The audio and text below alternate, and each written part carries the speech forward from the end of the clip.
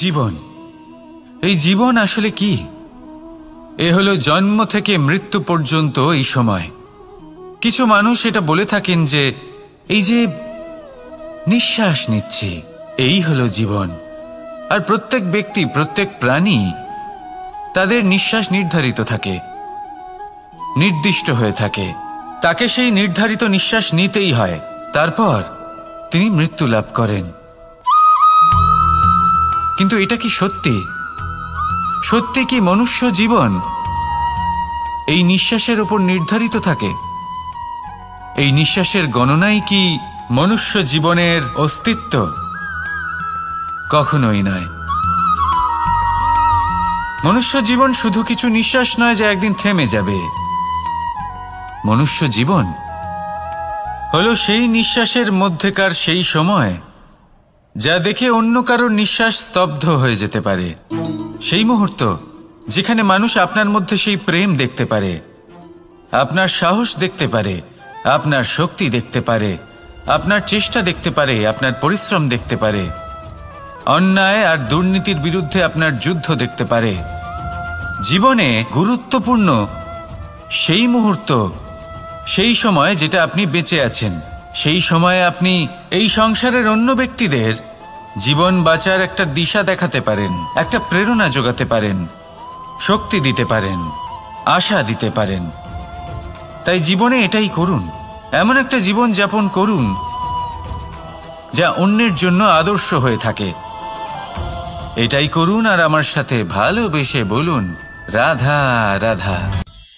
আমরা সবাই নিজেকে স্বচ্ছ রাখতে চাই, শুদ্ধ রাখতে চাই, পবিত্র রাখতে চাই। আর দেখতে গেলে এটা হলো আমাদের কর্তব্যও বটে। এবার এটার জন্য আমরা কি না করি। যখনই আমরা সকালে উঠি তখন উঠেই আমরা দাঁত মাজি। দিনে যখনই আমরা সময় পাই কিছু সুগন্ধি খাদ্য খাবার চেষ্টা করি যাতে আমাদের মুখ থেকে দুর্গন্ধ না আসে, বরং সুগন্ধ আসে। এই পা দুটো আমরা শুদ্ধ রাখার জন্য, পবিত্র রাখার জন্য যখনই আমরা বাড়ির বাইরে যাই পাদুকা পায়ে দিয়ে যাই, আর যখন ফিরে আসি আমরা জল দিয়ে পা ধুয়ে নিই। মনে রাখবেন, সেই ব্যক্তির মুখ হলো সব থেকে বেশি পবিত্র যে মুখ দিয়ে ঈশ্বরের নাম নেওয়া হয়, যার বাণী হলো অত্যন্ত শুভ, যা মানুষের পথ প্রদর্শন করে, যা মানুষকে শান্তি দেয়। যদি এই হৃদয়কে আপনি পবিত্র করতে চান তাহলে মানবতাকে বুঝতে হবে, মানুষের দুঃখগুলিকে বুঝতে হবে, তবেই এই হৃদয় পবিত্র হবে। এই পা দুটো যদি আপনি পবিত্র করতে চান তাহলে কোনো তীর্থস্থানে যান। ওখানে হয়তো আপনি জানেনও না যে কতজন সৎপুরুষ, কতজন মহাপুরুষ এসেছেন। তাদের চরণের ধুলো সেখানে পড়েছে যা আপনার চরণ শুদ্ধ করে তুলতে পারে। যদি এই হাতগুলি আপনি পবিত্র করতে চান তাহলে এই হাত দিয়ে শুভ কর্ম করুন, দান করতে শিখুন। আর যদি এই আত্মা আপনি পবিত্র করতে চান, একটাই বিকল্প আছে, প্রেম, শুদ্ধ নিঃস্বার্থ প্রেম। এই প্রেম বিতরণ করতে থাকুন। আপনি শুদ্ধ থাকবেন, পবিত্র থাকবেন। আসুন আমার সাথে ভালোবেসে বলুন, রাধা রাধা। কখনো এটা ভেবে দেখেছেন কোনো বিশেষ স্থানে বা বিশেষ পরিস্থিতিতে সবথেকে বেশি গুরুত্বপূর্ণ কি হতে পারে? যদি শরীরের কথা বলি তাহলে সবথেকে বেশি গুরুত্বপূর্ণ হলো মস্তিষ্ক আর মন। যদি ব্যবসার কথা বলি তাহলে সবথেকে গুরুত্বপূর্ণ হলো ধন। রাজ্যের বিষয়ে কথা বললে সবথেকে গুরুত্বপূর্ণ হলো রাজা। আর সমাজের কথা যদি বলি তাহলে সবথেকে গুরুত্বপূর্ণ হলো আমাদের গুরু। এবার এই সব গুরুত্বপূর্ণ কারণ এদের হাতেই সব থাকে। দেখুন, হয় এরা আমাদের উত্থানের পথে নিয়ে যেতে পারে অথবা আমাদের পতনের দিকে নিয়ে যেতে পারে। এবার যদি কোনো অসামান্য রাজা হন যিনি কিনা সত্যবাদী, যিনি একজন ভালো রাজা, তাহলে তিনি সেই দেশকে, সেই রাজ্যকে বিকাশের পথে নিয়ে যাবেন, আর নয়তো অন্ধকারের পথে নিয়ে যাবেন।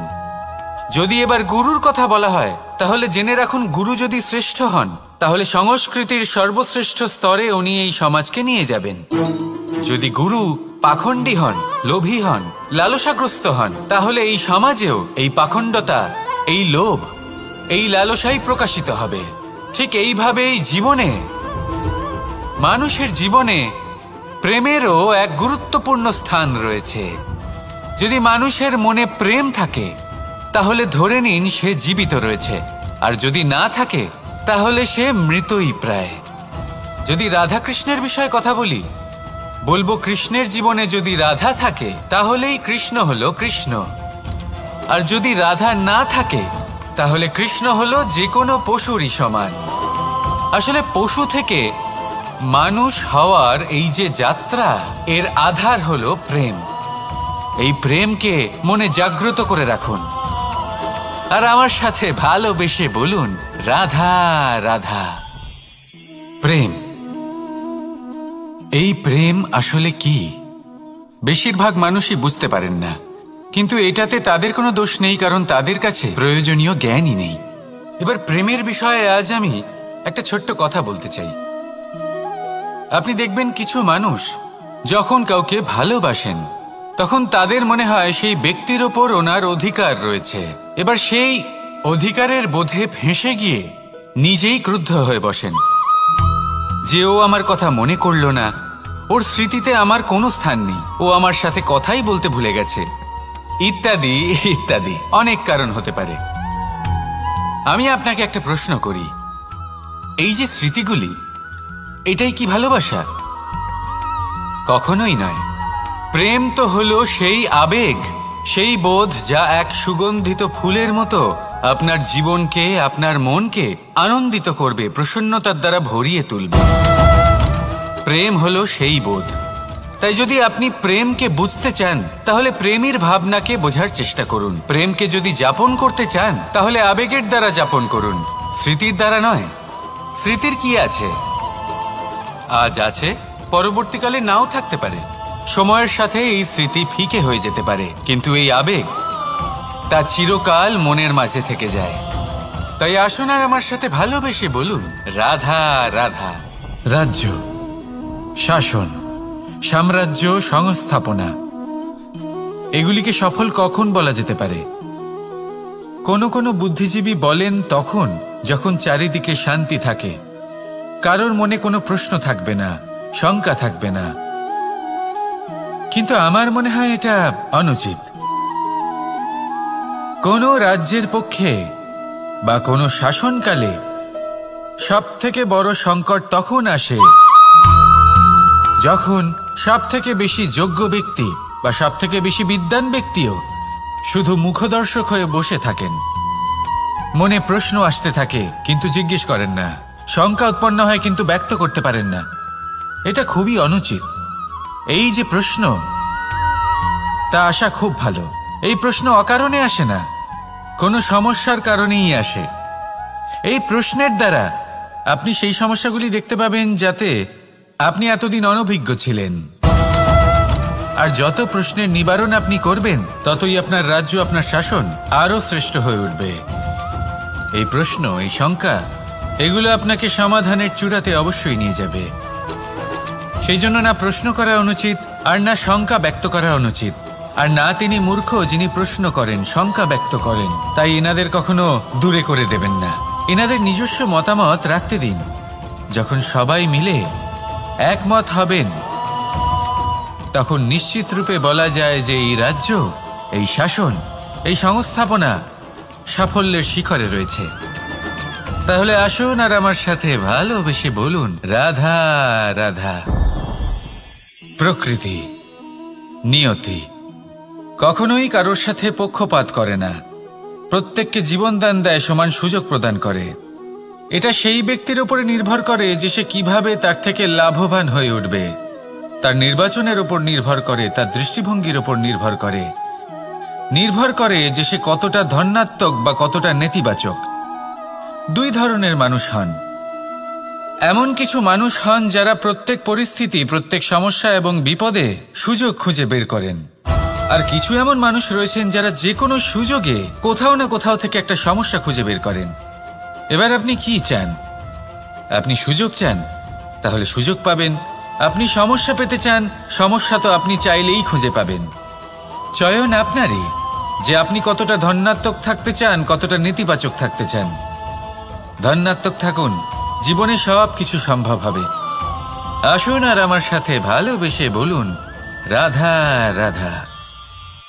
যখনই আমরা কথা বলি জলরাশির বিষয়ে, যখন আমরা তুলনা করি, তখন আমাদের খুব ভালো লাগে মিষ্টি সরোবর, পুকুর, নদী, আর আমরা অপেক্ষা করে থাকি সাগরের জন্য, সমুদ্রের জন্য। কেন করি? কারণ এই সাগর, এই সমুদ্র, এ হলো অত্যন্ত বিশাল আর ভয়ানক। এর জলও কিন্তু নোনতা, যা আমরা পান করতে পারি না। কখনো ভেবে দেখেছেন এই সমুদ্রের অন্তরে এই নোনতা জল, এই নোনতা ভাব, এটা আসে কোত্থেকে? এই যে সমুদ্র, যে প্রবাহমান নদীর থেকে যে খনিজ নির্গত হয়, তার ভান্ডার হলো এটা। সেই খনিজকে নিজের অন্তরে গ্রহণ করে, সেই নোনতা ভাব নিজের মধ্যে সমাহিত করে, আর তারপর সেই নোনতা জল বাষ্পে পরিণত হয়ে ওপরে উঠে যায়, যা মেঘ হয়ে আপনার ওপর মিষ্টি বৃষ্টি হয়ে ঝরে পড়ে। এ হলো সমুদ্রের ত্যাগ, যার জন্য আপনি মিষ্টি জল পান করতে পারছেন, সে নদী থেকেই হোক বা সরোবর থেকে। সেই জন্যই হয়তো সাগর হলো এত মহান, হয়তো সেই জন্যই রত্ন সাগরে পাওয়া যায়। তাই মনে রাখবেন, ক্ষমতা তারই হয় যে ত্যাগ করতে জানে।